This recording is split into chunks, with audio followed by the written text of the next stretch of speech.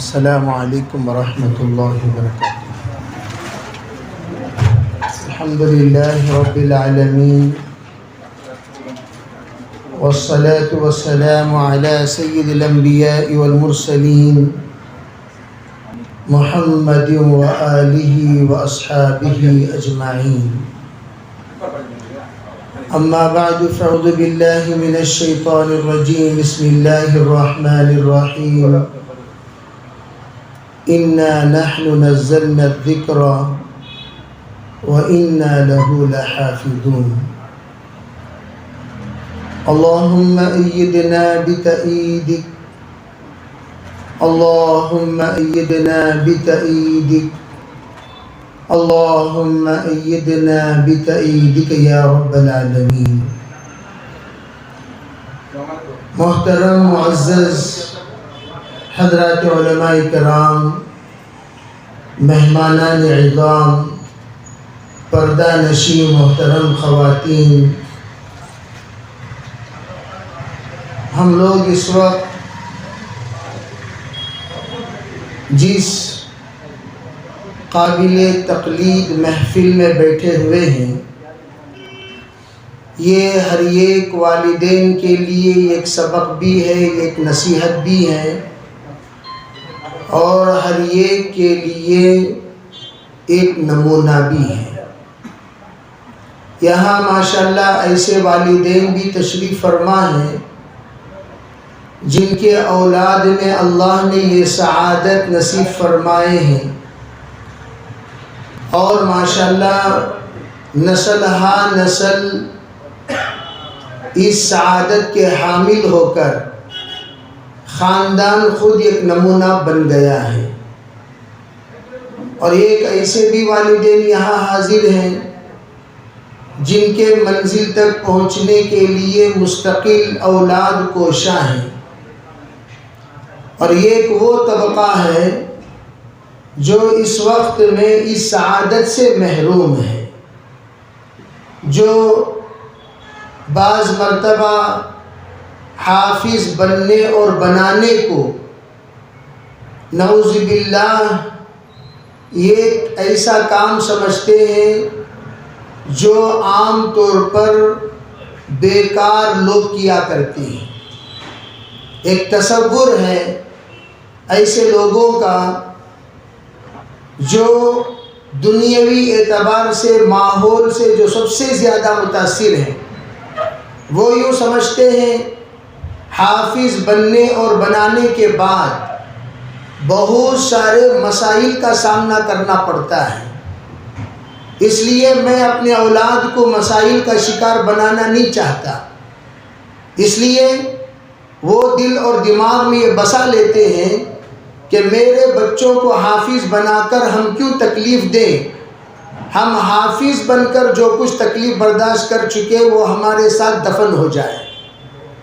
یہ تصور کفریہ تصور ہے، زندیقانہ تصور ہے، اور ایک اعتبار سے متنفرانہ تصور ہے، اور قرآن سے نابلد ہونے کا تصور ہے۔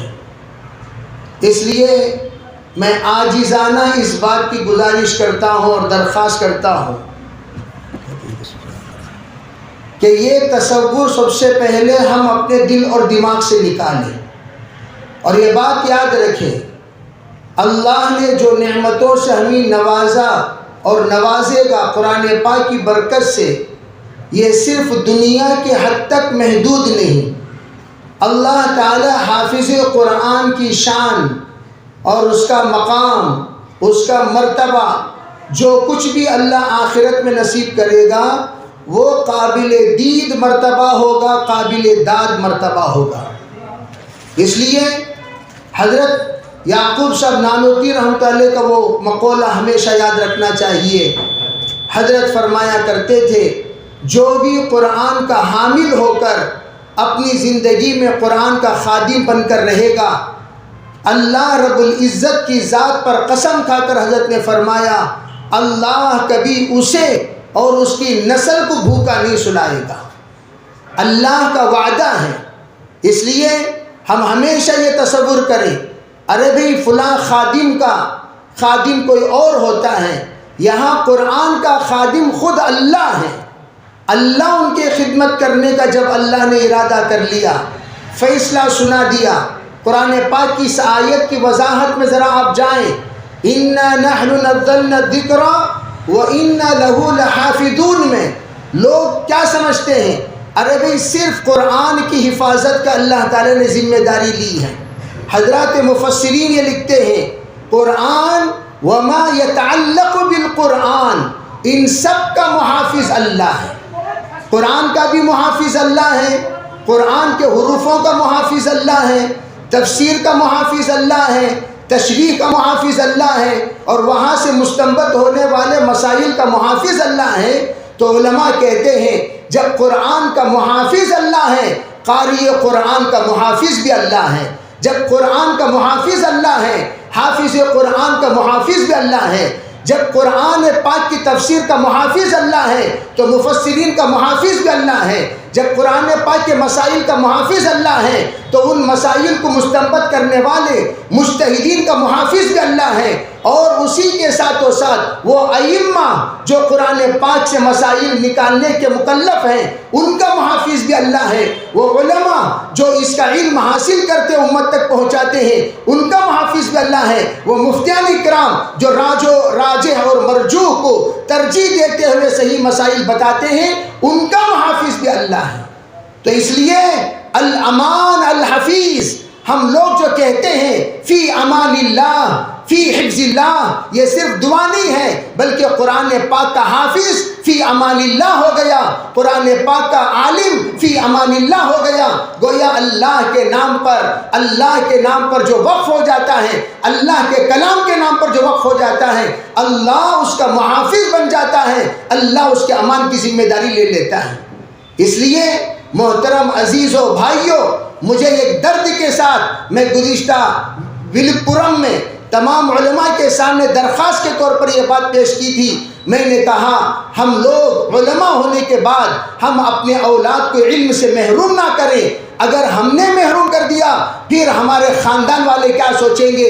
ارے بھائی حافظ صاحب خود اپنے بچے کو حافظ نہیں بنائے، مولانا خود اپنے بچوں کو مولانا نہیں بنائے، مفتی صاحب خود اپنے بچوں کو مفتی نہیں بنائے، ہمیں کہیں کچھ بنانا کیا ضرورت ہے بنانے کی؟ گویا ہم نے ان کے دلوں میں اپنے علم کو ہم نے کمزور کر دیا، ہم نے مجبور والا علم بنا دیا۔ اس لیے ایک تو یہ ہے کہ ہم جس طرح ماشاءاللہ حضرت مولانا قاسم قریشی صاحب رحمۃ اللہ علیہ کے گھرانے کو ہم مثال کے طور پر بار بار پیش کرتے رہتے ہیں۔ مولانا خود کہنے لگے ارے بھائی ہوا یتولی صالحین کا مطلب کیا ہوتا ہے؟ میرا کام، ہمارا کام، ہم سب کا کام ہمارے بچوں کو نیک بنانا، ہمارے بچوں کو امین بنانا، ہمارے بچوں کو صادق بنانا، ہمارے بچوں کو صالح بنانا، ہمارے بچوں کو قرآن کے تابع دار بنانا، یہ ہماری ذمہ داری ہے۔ اس کے آگے کی ذمہ داری وہ اللہ کے ذمہ ہے۔ اسی لیے کہا گیا کہ جس وقت اللہ کے رسول علیہ السلام معراج کے موقع پر تشریف لے گئے، ہر جگہ پر جو استقبال کیا وہاں ایک لفظ استعمال ہوا۔ آپ محدثین جانتے ہیں، حدیث پڑھانے والے جانتے ہیں، علماء جانتے ہیں، مرحبا بالنبی صالح وولد صالح، مرحبا بالنبی صالح وابن صالح۔ حضرت آدم نے، حضرت ابراہیم نے ابن صالح فرمایا اور دیگر تمام انبیاء نے اخی صالح فرمایا۔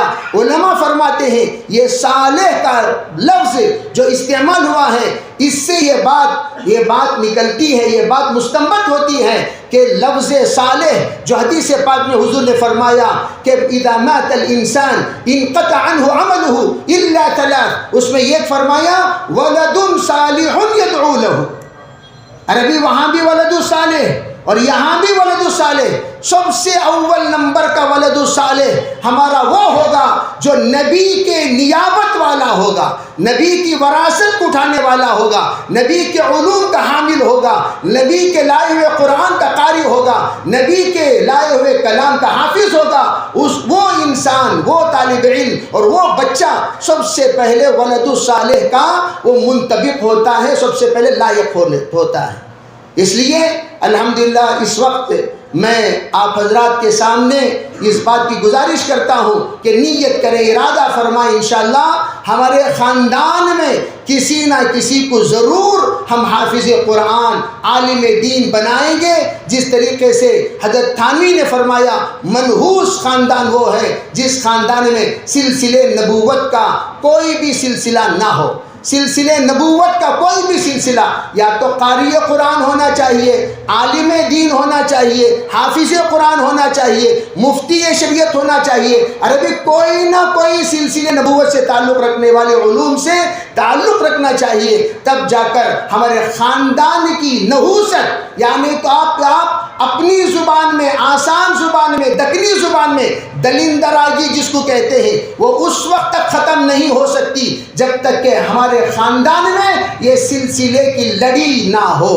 نیت کریں انشاءاللہ، جو ہو گیا ہو گیا۔ چلو بھائی بیٹے کو نہیں بنا سکے تو میں یہ بھی گزارش کیا ساتھیوں سے، بیٹے کو نہیں بنا سکے، یہ کہے بھائی چانس اور یہ کہ بھائی چوائس، بیٹا نہیں بن سکا تو آپ کو یہ چوائس ہے، آپ داماد تو عالم لا سکتے ہیں، داماد تو حافظ لا سکتے ہیں، داماد تو قاری لا سکتے ہیں، داماد تو مفتی لا سکتے ہیں، عربی بیٹے کو نہیں بنا سکے تو کم از کم اپنا سن کو نہیں بنا سکے، سن ان لا کو بناؤ، ڈاٹر کو نہیں بنا سکے، ڈاٹر ان لا کو بناؤ۔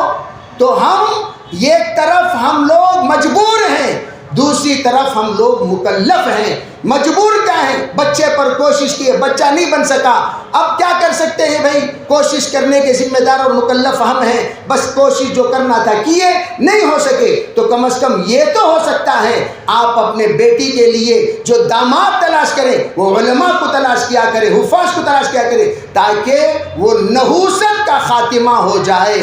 اللہ تعالی ہم نے شریعت کو عمل کی توفیق عطا فرمائے۔ اس وقت حضرت والا تشریف لا چکے ہیں، بہت اہم نصیحتیں انشاءاللہ حضرت والا سے ہم سنیں گے، جو کچھ باتیں کہی گئی ہیں اللہ تعالیٰ اپنے فضل و کرم سے ہمیں شریعت کو عمل کی توفیق عطا فرمائے۔ میں مبارکبادی دیتا ہوں حضرت مولانا مفتی اسماعیل خان صاحب کو اور ان کے والد محترم کو بھی۔ عربی ماشاءاللہ دادا دو پیڑھیوں کے حافظ کے دادا ہو گئے، اب ایک تو بیٹا تو حافظ تھا ہی، اب اس کے ماشاءاللہ بیٹے کے بیٹے یعنی پوترے بھی حافظ ہو گئے۔ یہی بات حضرت شاہ جہاں نے کہا تھا حضرت اورنگزیب عالمگیر سے، بیٹا تم تو خوشخبری لا کر اپنے بیٹے کی سنا رہے ہو، لیکن میں خوش کب ہوں گا جب تم حافظ بنو۔ چنانچہ حضرت اورنگزیب عالمگیر پورے ہندوستان کے بادشاہ ہونے کے باوجود انہوں نے اپنے والد کو ابو الحافظ ہونے کی سعادت دلائی اور اس وقت میں انہوں نے حفظ کیا۔